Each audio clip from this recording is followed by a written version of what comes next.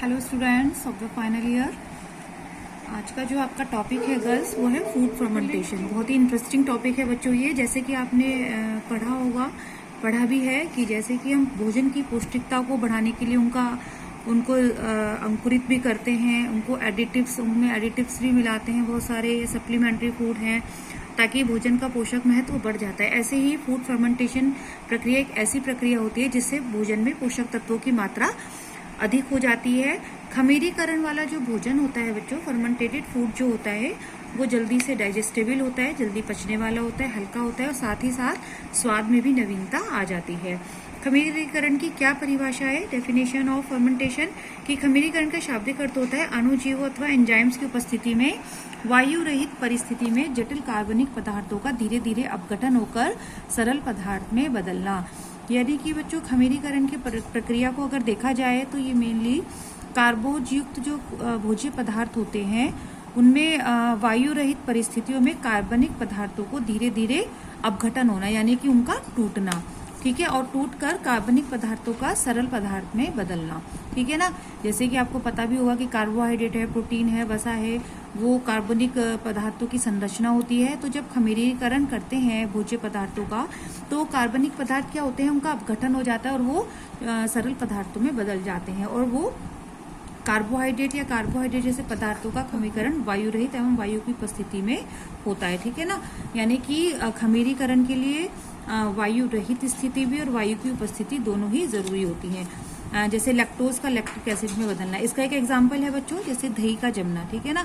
दही जो दूध होता है उसमें लैक्टोज होता है, कार्बोहाइड्रेट लैक्टोज के रूप में होता है, लेकिन जब हम उसको जमाते हैं तो लैक्टिक एसिड जो होता है वो उसको दही के रूप में कन्वर्ट कर देता है, ठीक है ना। तो ये भी एक एग्जाम्पल खमीरीकरण का है।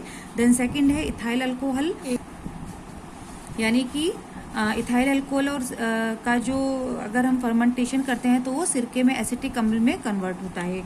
अब देखा जाए तो जो खमीरीकरण होता है बच्चों उन्हीं पदार्थों का किया जाता है जो इसमें कार्बोज की मात्रा अधिक होती है, ठीक है ना।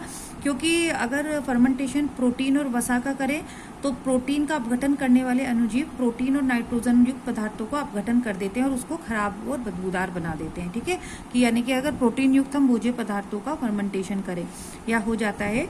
ऐसे ही वसा है, आपने देखा होगा कि अगर हम चिकनाई को, वसा या तेल को थोड़ा सा भी खुला छोड़ दें या धूप में रख दें तो उसमें एक अजीब सी गंध आने लगती है जिसे हम रेंसिडिटी बोलते हैं, ठीक है ना। ये उसका एक तरह से फर्मेंटेशन ही होना होता है कि उसमें से ग्लिसरॉल और फैटी एसिड्स का अपघटन हो जाता है, क्योंकि वसा की जो संरचना होती है वो ग्लिसरॉल और फ्री फैटी एसिड्स की होती है। लेकिन जब इसमें फर्मेंटेशन होता है, फर्मेंटेशन की क्रिया होती है तो उसमें से एक रेंसिडिटी क्रिया होती है जिससे उसमें गंध आने लगती है। तो कार्बोहाइड्रेट और उससे संबंधित पदार्थों का ही खमीरीकरण किया जाना चाहिए। देन नेक्स्ट आता है कि खमीरीकरण की प्रक्रिया को कौन कौन से तत्व प्रभावित करते हैं, ठीक है ना। खमीरीकरण की प्रक्रिया को कौन कौन से तत्व प्रभावित करते हैं? पहला आता है तापमान, कि खमीरीकरण की प्रक्रिया के लिए उचित तापमान की आवश्यकता होती है। फ्रिज में रखी हुई वस्तुएं यानी कि ठंडी वस्तुओं का कभी भी खमीरीकरण नहीं होता है।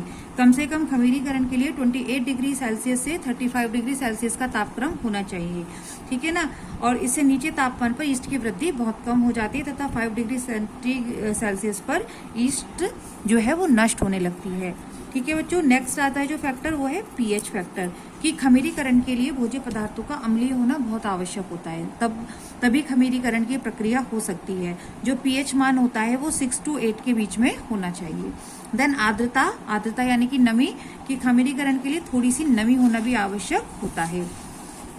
सूखे पदार्थों की कभी भी का खमीरीकरण नहीं होता है। देन हमारा बच्चों नेक्स्ट टॉपिक है कि खमीरीकरण के क्या क्या लाभ होते हैं, ठीक है ना। खमीरीकरण के द एडवांटेजेस ऑफ फर्मेंटेशन, कि यह हमारे पोषक तत्वों के जैविक मूल्यों में वृद्धि करता है। यानी कि अगर हम भोज्य पदार्थों में खमीरीकरण करते हैं, जैसे कि बच्चों ढोकला है, इडली है, डोसा है, ये सब किसके द्वारा बनते हैं? सब खमीरीकरण के द्वारा बनते हैं। तो इनमें किन किन चीजों का, किन किन विटामिन का की वृद्धि होती है? जैसे कि ईस्ट को विटामिन बी कॉम्प्लेक्स का बहुत बड़ा स्रोत माना जाता है, ठीक है ना। ईस्ट है, जैसे कि हमें जो पाव बनाते हैं या बर्गर, उस पाव जो बनते हैं, ब्रेड है, उसमें ईस्ट का यूज किया जाता है जिससे उसमें विटामिन बी रिच हो जाता है। देन जो उसमें राइबोफ्लेविन है, नियासिन और थायमिन की मात्रा भी बढ़ जाती है। और दालों और फलियों में कि खमीरीकरण से उसमें प्रोटीन की मात्रा बढ़ जाती है। ठीक है, नेक्स्ट आता है भोज्य पदार्थों का सुपाच्य होना, कि ये बहुत जल्दी पच जाता है खमीरीकृत भोजन और जल्दी से डाइजेस्ट हो जाता है। भोज्य पदार्थों को रुचिकर और स्वादिष्ट बनाता है।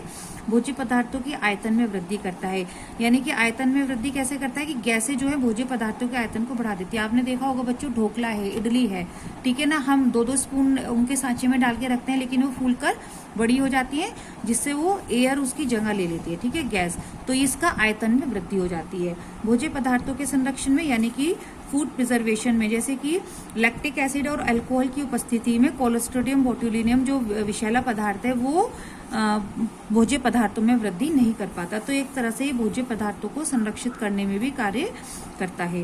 देन विटामिन बनाने की फैक्ट्रियों में, कि जो विटामिन बी कॉम्प्लेक्स बनाने की जो फैक्ट्रियां होती हैं विटामिन बनाने की, उनमें भी फर्मेंटेशन की क्रिया प्रयोग में लाई जाती है। खमीरीकरण प्रक्रिया से कौन कौन से पदार्थ बनाए जाते हैं बच्चों? इडली है, डोसा है, ढोकला है, डबल रोटी है, सोया सॉस, दूध से दही, चावल के पानी से कांजी, गुड़ या शर्करा से मादक युक्त पेय पदार्थ बनाने में भी फर्मेंटेशन की क्रिया यूज होती है। ओके गर्ल्स, मिलती हूँ नेक्स्ट लेक्चर के साथ। थैंक